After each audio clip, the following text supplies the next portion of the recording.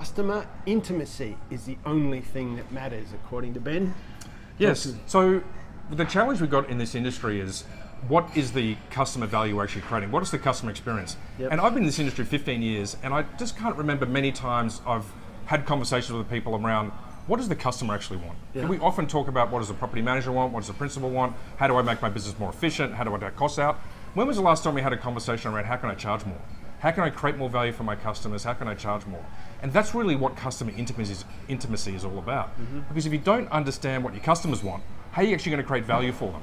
And so customer intimacy is understanding what your customers want and making all the changes in your business, from the cultural changes, the process changes, your system changes, to deliver to each customer things that they value. And that's what really separates and will separate the businesses that are going to thrive in the coming industry from the ones that are going to really struggle and find that their viability starts getting threatened.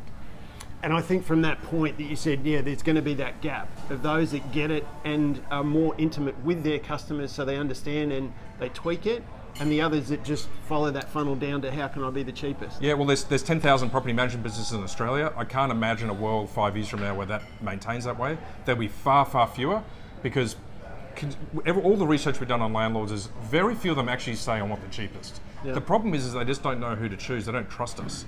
And so whoever works this out is the secret to trust. Whoever understands their customer, you have to know that to be able to build trust with them. You can't build trust with someone you don't know, or really you're not actually trying to create value for them. So people that do that, I think what we're going to see is far, far fewer property management businesses. I think kind of a zero less in number of businesses, and those businesses are going to be much, much bigger. And they're going to actually be the ones that get through to that are going to be ones that understand intimacy and how to make all the changes. I mean, it's tough. You've got to understand what your customers want. Yeah. You've got to have the courage to ask them. You've got to have the courage to experiment. You've got to have the courage to empower your team. You've got to do all these things. Yep.